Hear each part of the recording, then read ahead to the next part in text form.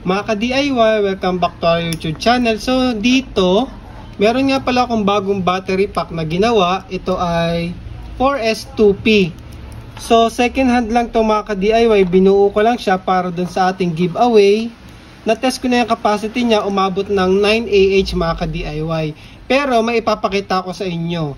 So i-charge ko siya dahil second hand siya. Meron na siyang malaking imbalance na nangyayari mga ka-DIY. So isasaksak ko yung charger. Tapos ito yung kanyang connector. So makikita nyo mag-charge na yan mga ka-DIY. Diba ang taas 40 watts charging. 40 watts charging. Ngayon meron na siyang imbalance na napakalaki mga ka-DIY. Ipakita ko sa inyo gamit ang ating multi-tester. So test natin yung mga cells. So ito 3.33. Ay hindi pala kita. Ayan, kita na. 3.33. Dito ay 3.33. Dito ay 3.33 rin. At itong cell na to, ang imbalance 3.47. Siya yung pinakamabilis mapuno mga ka-DIY. After ilang minuto, magka-cut off na kaagad yan kasi itong cell na to aabot na kaagad ng 3.75. So, ang effect nun, ano bang effect kapag hindi nga balance yung cells natin? Sa mga brand new kasi, bihira naman mangyari yung imbalance. Pero kapag medyo luma na yung battery or second hand na nga, kagaya nitong battery pack na to, meron tayong cells na mas mabilis ma-fully charge. So anong effect niyan? Mapupuno na siya kaagad, magka-cut off na kaagad yung BMS nito ng 3.75. Ang mangyayari, hindi natin napupuno yung ibang cells mga ka-DIY. Hindi na natin to napupuno. Ito. Kasi unang napupuno ito, pag umabot siya ng 3 point, ayan, nag-cut off na. Nakita nyo?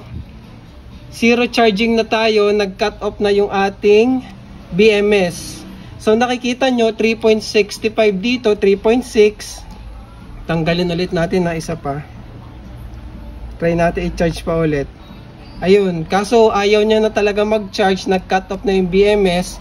So anong nangyari? Ito, tumaas. Nag 3.6, kaso ito hindi natin napupuno. Nasa 3.3 lang mga ka-DIY. Kaya bumili ako ng active balancer mga ka-DIY. Ito ay 4S 6 amps. So tingnan natin ano yung effect niya sa ating battery pack. So may connector na yan, ikakabit ko lang. Ayan, tapos may switch siya, i-on natin. So ayan, nakailaw na siya ng green. Tingnan nyo yung voltage niyan mga ka-DIY.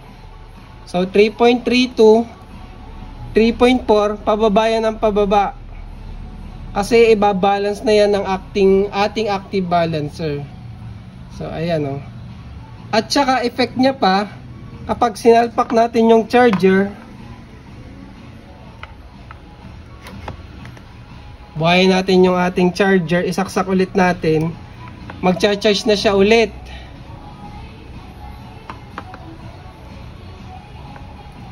Ayan. So, charging na siya ulit. So, tingnan natin kung magka-cut off after ilang minutes. So, 3.51.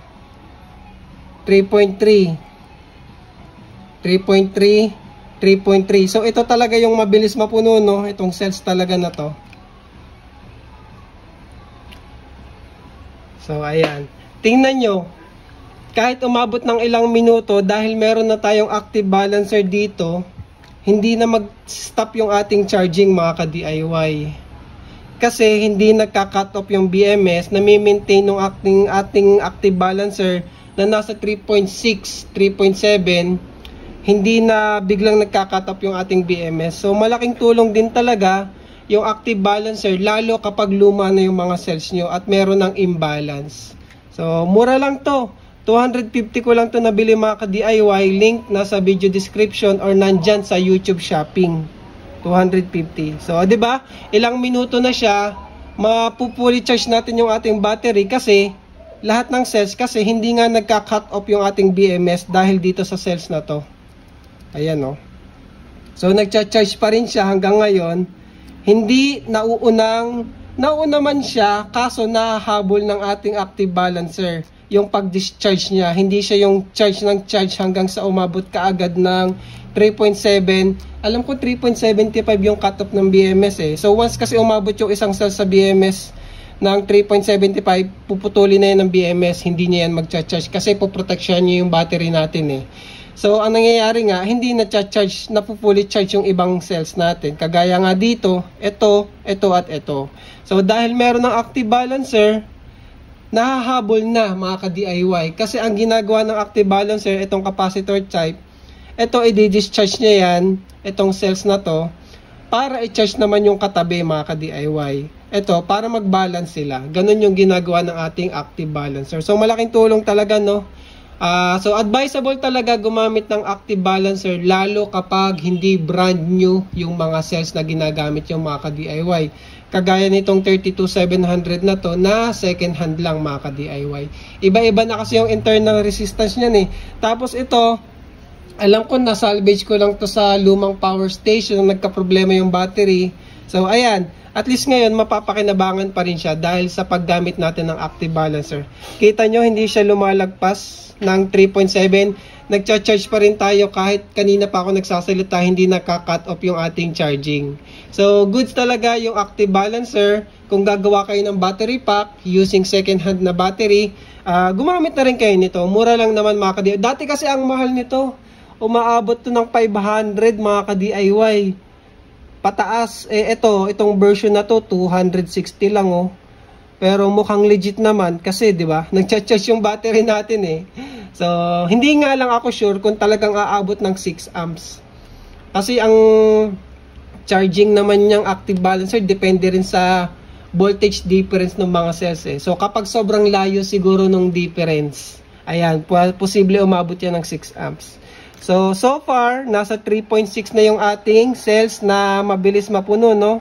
Nasa 3.6 na siya. So, goods pa rin. Hindi pa rin nagka-cut off yung charging. Nakakargahan pa natin yung ating battery. O, diba? Nami-maintain niya yan 3.7. Tapos, hindi. Ang goal natin, huwag mag-cut off yung BMS para makahabol ng charge yung ibang cells. So, ito ay, o, diba? Nag 3.35 na to. Tumataas na. Ito, 3.35 na rin. 3.35. Ito lang talaga yung nauna talaga lagi, oh.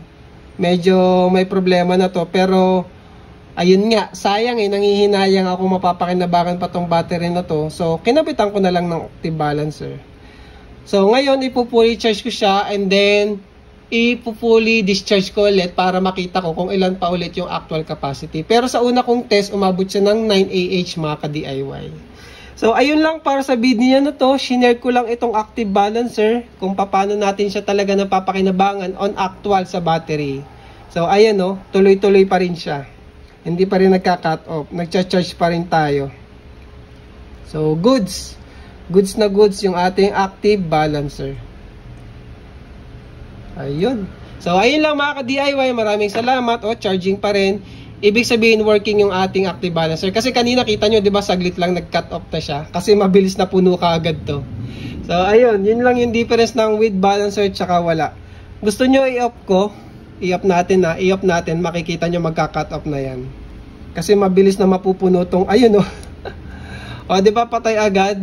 Kasi nag 3.66 na ka, 3.6, nag 3.75 na kaagad yung cells. So, nag-cut off. O, diba ang bilis? Ganun kabilis yung effect ng pagpatay ng active balancer. So, buhayin ko ulit. Umilaw na ulit. So, wait nyo. Magcha-charge na ulit yan mga ka-DIY. O, diba? Charging na ulit. So, ganun kabilis yung effect niya, no? Malaking bagay din talaga yung may active balancer. So, yun lang mga ka-DIY. Maraming salamat and thank you for watching this quick video.